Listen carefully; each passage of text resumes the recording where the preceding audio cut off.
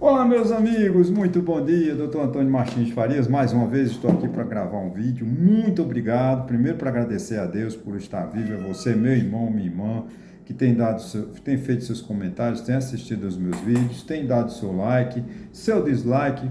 É fundamental. E obrigado aos 470 amigos que eu conquistei. Falta só, né? Agora para 1000 tá mais perto. E a meta continua sendo até o final do ano a gente passar de 1000 inscritos. Muito obrigado. Se você tem um amigo, uma amiga que sabe que tem canal no YouTube, peça, por favor, passa meu vídeo, peça para ele se inscrever para a gente crescer, viu? É fundamental. Vamos lá. Eu deixo aqui o meu e-mail, o meu telefone, caso queira entrar em contato comigo, fiquem à vontade. Bom, meus irmãos, minhas irmãs, o título do meu vídeo diz assim: a violência provoca a queda do PIB. O que é o PIB? O PIB é tudo aquilo que a gente produz. Você, dona de casa, manicure, pedicure, agricultora, médica, engenheira, economista, contadora, advogada, homem da mesma profissão, tudo aquilo que produz é chamado produto interno bruto. É tudo aquilo que se produz, é a velocidade com que a gente compra as coisas, com que a gente troca. No final do ano faz uma conta de quanto se vendeu, quanto se comprou, quanto se pagou de tributo, retira os tributos e tem o chamado PIB, Produto Interno Líquido, né? Uma conta muito complexa, não sou economista, mas essa é a realidade do PIB. Veja bem, a população do Brasil, o Brasil acumula, vamos dizer assim, detém, né, 3% da população do planeta Terra, ia dizer da humanidade, né, interessante, do planeta Terra, 3% está no Brasil, né, então nós temos uma boa margem de participação quando se fala de população do mundo, né, nosso mundo Terra, nosso planeta Terra. Só que 10% dos homicídios desse mundo ocorrem no Brasil, em função da grande violência que tem no Brasil. Uma violência cruel, né? Acho que a cada minuto uma pessoa é assassinada, uma pessoa é assaltada, uma mulher é estuprada, porque nós perdemos, o Estado, né, perdeu o controle da violência. Quem tem o controle da violência, o monopólio, o monopólio da violência é o Estado. Só que, infelizmente, né, o Estado brasileiro há muitos anos perdeu esse monopólio, né? Segundo o Banco Interamericano, que é um banco de desenvolvimento, né, que empresta dinheiro para países como Brasil, Chile e tal, a nossa economia, né, poderia aumentar por ano em torno de 4,2% do PIB. Veja bem, se a violência fosse reduzida, o nosso PIB cresceria 4,2%. Ora, nós estamos lutando para crescer 1,5%, né? Que a nossa economia continua estagnada. Aí você vê um país que perde 4,2% de oportunidade de crescimento por causa da violência. Isso é lamentável. Isso corresponde ao quê? A uma pobreza cada vez maior da população brasileira, né? Ora, lutamos para fazer uma economia crescer, né, apostando no consumo, que essa é a política do governo do PT, né? O governo do presidente Lula aposta no consumo, lutando para que o povo consuma, para que gaste, porque o país não tem mais a capacidade de produção, de indústria, né, de elevação da taxa de emprego, porque os investimentos são cada vez menores, né, por causa do endividamento do país, né, que seria o objeto de outro vídeo. Porém, há que a gente admitir que a situação do país é calamitosa quando cuida da violência, porque a violência atinge nós diariamente, né? Eu vejo tiroteio, morei 40 anos no Rio de Janeiro, sei o que é a dor, né? O sofrimento que a gente vive quando houve um tiroteio, né? Como eu vivi em noites, né? Tinha noites que a gente não dormia, com os tiroteios no Morro Dona Marta, com os tiroteios na Tijuca, com os tiroteios no próprio Morro do Flamengo, né? Então, isso, e ruas interditadas por causa de violência, né? Isso dá uma dor no coração. Imagine, né, você viver isso diariamente. Em cidades pequenas como Santa Cruz do Capibaribe também tem violência, né? Só em menor escala, porque é um assassinato, 2 por semana, e as pessoas nem entram nem entram nas estatísticas, né? Agora, como em cidades grandes como São Paulo, Rio, a coisa é mais complexa, né? E veja bem, Para diminuir a violência, é um processo, é um trabalho herculeano. Não é para não é para resolver isso num governo, não é para se resolver isso em 10 anos, não é para se resolver, é de 30 a 40 anos. Agora, o que que isso vai gerar? Gerar muito investimento em saúde, em educação, em saneamento básico, né? E combater, né, porque o ministro, esse dado é do Ministério da Justiça, que é quem cuida da segurança no país, né? Nós temos 72 facções criminosas controlando os presídios, ou seja, então o governo perdeu o controle dos presídios. O governo não tem mais, tem mais de 840, quase 900 mil pessoas presas, mas quem domina essas pessoas são as facções criminosas, porque o Estado perdeu o controle dos presídios. É uma coisa assustadora você imaginar. Ah, Antônio, mas teus vídeos são pessimistas. Não é pessimista, porque eu não estou aqui para dizer só que o governo Lula está fazendo bem, que o governo... a gente precisa de apontar as falhas aonde o governo não está atuando. Você vê o Ministério da Justiça, né? O ministro da Justiça, que é uma pessoa extremamente competente, né? Eu tenho absoluta certeza da competência, da honradez do ministro Lewandowski. Mas ele sumiu. Por quê? Porque ele não tem objetivo, ele não tem projeto de fazer uma segurança pública. Ele apareceu no episódio dos fugitivos do Rio Grande do Norte e você não ouve mais falar do Ministério da Justiça. Porque você não ouve falar dos ministros do governo Lula, porque eles não têm o que apresentar. Raramente você ouve assim, uma pouquinha coisa de Marina Silva, pouquinha coisa. O ministro das Comunicações, a gente sabe que ele está envolvido em problema lá com a Polícia Federal, por verbas que ele levou lá, por asfalto que ele asfaltou estradas de desfazenda dele. É o único que aparece na mídia. O ministro dos Direitos Humanos não aparece. Você vê, tem esse projeto do aborto lá na Câmara, né, criminalizando as menores, a gente não viu a voz do ministro dos Direitos Humanos. Ou seja, a gente só ouve um pouquinho do Haddad e da Simone Tebet, que são os ministros da área econômica. Então o Brasil tem muito que acertar. Né? É preciso que o país pare para ter políticos, né? Políticos que realmente tenham ideias. Nós não temos, nosso Congresso Nacional apagou-se.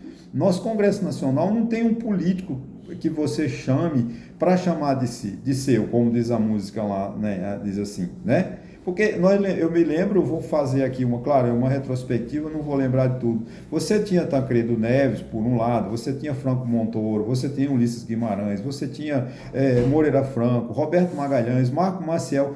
Quais os que aquele lá do Rio Grande, Pedro Simão do Rio Grande do Sul, né, Paulo Brossard do Rio Grande do Sul, que eram políticos que iam para o plenário da Câmara e do Senado e discursavam, propunham ideias de salvar o país. Você vê a união que houve no plano cruzado, do plano Fernando Henrique Cardoso, né? Que nós tiramos a inflação de 2.000% ao ano, 70% ao mês, né? E o governo, o plano cruzado, né? O plano Fernando Henrique Cardoso, voltou, nós temos uma moeda, estamos comemorando 30 anos, por quê? Porque eram políticos que tinham ideias, políticos que aceitavam. O que foi o plano cruzado, né? O plano Fernando Henrique Cardoso? Foi o quê? Ele chamou economistas da PUC que vinham há anos discutindo teorias econômicas, aplicaram isso na economia, na vida real, e o plano real foi um sucesso. Né? O plano real, desculpa, eu falei plano cruzado, mas estou errado, plano real. Né? Foi um sucesso. Só não foi um sucesso para o governo Lula, que até hoje não reconhece o plano real, porque o governo do PT sempre tem que ser na oposição. O PT é tão oposição que ele faz oposição a ele mesmo. Né? Porque não podemos negar o crescimento da era de 89, 90 com Fernando Henrique Cardoso.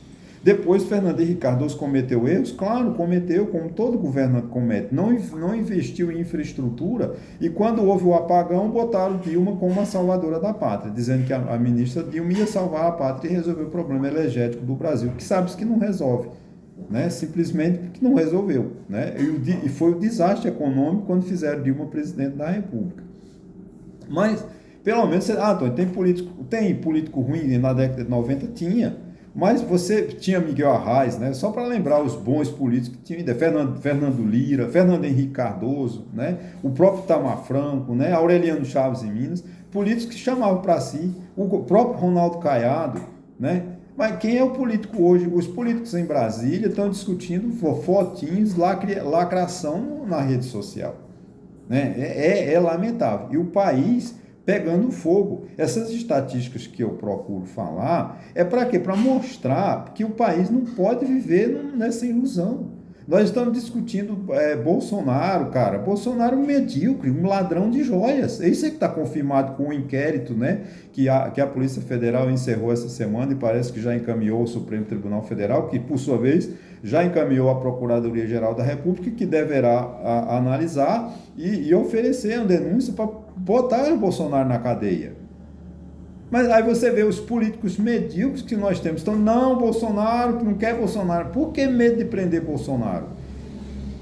Né? Não dá. Bolsonaro tem que ser preso, tem que ir para a cadeia para pagar o roubo, os desvios que ele fez. E isso é o menor, porque os crimes de Bolsonaro, o maior crime vai ser o golpe de Estado, que ele tentou transformar o Brasil numa ditadura.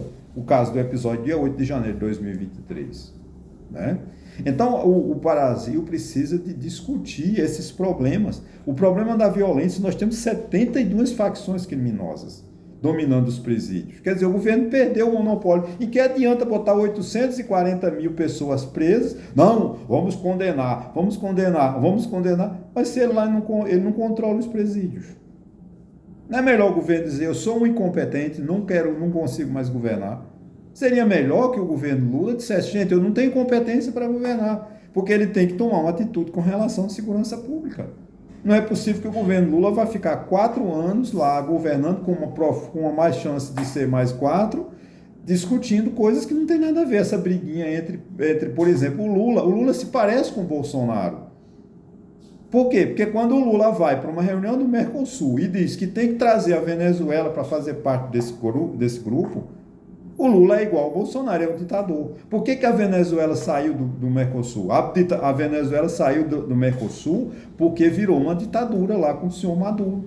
E tem uma cláusula lá na organização do Mercosul que, para você fazer parte do Mercosul, o país tem que ser democrático. Agora, será que Lula acha que, agora acho que é em julho, não sei se é esse mês ou mês que vem, tem uma eleição na Venezuela onde só tem um candidato, que é o Hugo Chávez, o ditador. Tem eleição, tem democracia, cara pálida. Vamos parar com essa conversa fiada. Nós, brasileiros, que estamos numa Constituição desde 1988, temos eleições para presidente desde 1989, nós não temos uma democracia. Nós temos uma democracia formal, mas a democracia material nós não temos. Para ter democracia é preciso que esteja igualdade. Né? Você vê o tratamento, a desigualdade que estão apontando num país como o Brasil, dizendo que Bolsonaro, com tanto roubo que ele praticou, com tanto furto que ele praticou, com tanta imoralidade que Bolsonaro praticou, né? Porque, veja bem, uma falta de respeito que o Bolsonaro fez. Eu estou até perdoando o roubo, o desvio, mas o desrespeito, ele vai a um país na Arábia, é recebido com honras, recebe um presente e chega aqui e vai vendê-lo no mercado negro. Ainda o Brasil não quer vender no Brasil, ele põe num avião lá e leva para os Estados Unidos e vende nos Estados Unidos. Aí vai lá e compra de novo, aí diz, não, eu entreguei os produtos, eu devolvi os produtos, estão todos na Caixa Econômica Federal. Não importa se ele devolveu, ele roubou quando ele levou essas joias para os Estados Unidos. E as pessoas ainda querem defender Bolsonaro, só porque Bolsonaro é rico, enquanto o pobre que furta uma laranja vai querer 20 anos de cadeia. E quando ele for solto, aquilo é um ladrão. Nunca mais essa pessoa vai ser uma pessoa justa. Porque a sociedade brasileira ela não aceita que um ex-presidiário volte para fazer parte do convívio social. Mas para os ricos, Bolsonaro, se ele se candidatar amanhã, é capaz de ter 49 milhões de votos. De novo. Um ladrão o ladrão de joia, né? Ele roubou as joias do país, né? Qual é a desculpa dele? Porque Lula também. Tá bom, mas prove. O Lula, pelo que eu sei, o Lula devolveu. Teve um relógio que Lula levou, mas pelo visto Lula devolveu. Eles inventam que entrou um caminhão no Palácio da Alvorada e levaram não sei quantos presentes, bens da presidência da República. Por que eles não provam isso? Não tem auditoria lá, não tem uma diretoria só para cuidar do patrimônio nacional? Então o Bolsonaro precisava de provar. Por exemplo, ele provou também a questão das urnas fraudadas. Cadê que Bolsonaro não apresenta prova? Então, ainda as pessoas querem Bolsonaro livre. Não, Bolsonaro tem que ir para a cadeia. Agora, é fundamental que o governo Lula pare de defender a ditadura de Maduro, né, na Venezuela, e não queira trazer a Venezuela para o Mercosul, porque a Venezuela é uma ditadura. Da mesma forma como é em Cuba, como é na União Soviética, como é na China. Né? Agora, eu entendo, o Lula, nós somos. O que adianta o Lula defender a democracia no Brasil, ganhar a eleição no Brasil, mas defender ditaduras como a Venezuela? É a mesma coisa que o Bolsonaro quis dar um golpe de Estado. Então a gente precisa trabalhar com projetos que cuidem da situação. Você vê, um projeto de educação foi aprovado agora, um novo projeto para educação. Daqui a 2, 3 anos, ele não aprova outro porque eles não conseguem executar. Falta execução. E as crianças com isso são crianças de 16, 17 anos, vão sendo soltas no mercado analfabetas. Porque hoje a juventude no Brasil sai com 18 anos da escola analfabeta. Vão arrumar o quê na vida? Nada. 65 milhões de pessoas que não têm o que comer, 65 milhões de pessoas que não contribuem para a Previdência Social, que daqui a 30, 40 anos estão todos lá pedindo a Deus para receber uma miséria de um salário mínimo, um salário de fome, como o povo brasileiro vive, morrendo de fome. As pessoas mais de 65 anos que não conseguiram se aposentar, vivem morrendo de fome, assim por cima, morrendo por falta de medicamento, por falta de remédio nos hospitais do SUS, dos municípios brasileiros, que todos os prefeitos são incompetentes, não colocam à disposição uma saúde adequada para a população. Essa é a realidade. E aí não, Antônio, o teu discurso é pessimista. Eu não sou pessimista, eu estou apontando situações para que o governo do presidente Lula, nesses 2 últimos anos que faltam, governe, por exemplo, resolvendo esse problema da violência. Já imaginou se nós resolvesse o problema da violência, um projeto de segurança pública? Nosso PIB cresceria 4%. Seria um sonho você viver num país sem violência, com mais emprego, com mais saúde, com mais estrada, com mais saneamento básico. Agora, do jeito que está, com 72 facções criminosas dominando os presídios, para onde é que nós vamos? Nós não vamos para lugar nenhum, infelizmente. Ok, gente? Olha, muito obrigado e até a próxima.